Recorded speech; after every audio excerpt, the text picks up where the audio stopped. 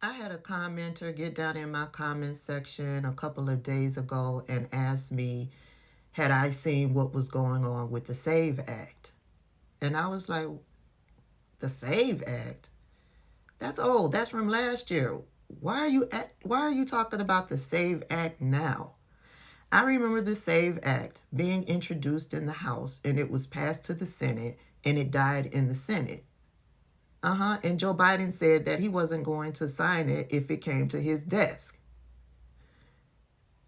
Well, the reason why that commenter brought it up is because the SAVE Act is back into play.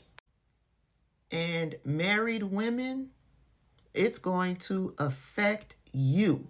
Seriously.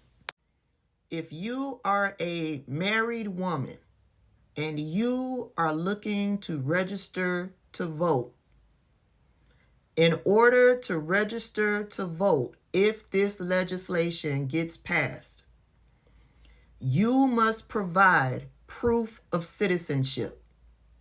Remember, I did a video a few weeks ago saying, get your papers ready. And I was advising people to get either their passport or their birth certificates, because those are the only two forms of ID that prove that you are a citizen of this country. A passport is proof that you are a citizen, because in order to get that passport, you have to provide your birth certificate. So in order to prove that you are a citizen of this country, that is by way of birth certificate or passport. Your driver's license, your state ID, your conceal and carry, your employee ID, those are not proof of citizenship. Proof of citizenship is your birth certificate or your passport.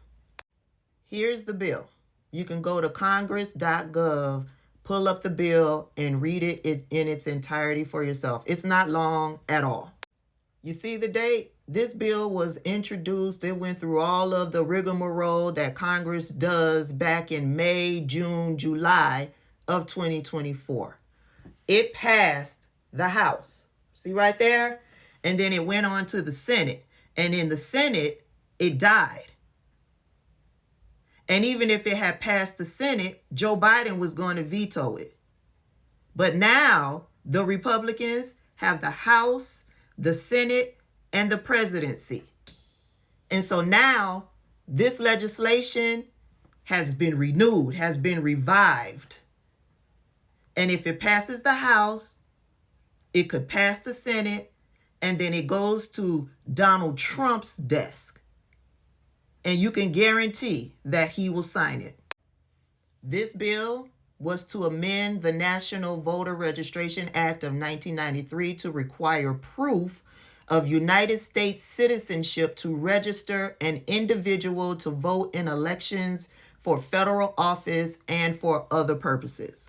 So if you are a woman and you are married and you are looking to register to vote, if this bill passes and Donald Trump signs it, in order to register to vote, you will have to provide your driver's license and your birth certificate or your passport. The issue is going to be, you are now a married woman, which means you have taken on your husband's name. Therefore, your current ID, your driver's license will not match your birth certificate. And that is going to cause a problem for you to register to vote. The good old Republicans who are looking to put women back in their place and elevate men. Imagine you are a married woman. You go to register to vote. Your birth certificate doesn't match your driver's license. They tell you no. And now your husband is casting the vote for you and him. That's what they want. That's how it was way back when, that Make America Great Again. That's how it was back then. And don't think I'm not thinking about how it will affect black people. Yeah.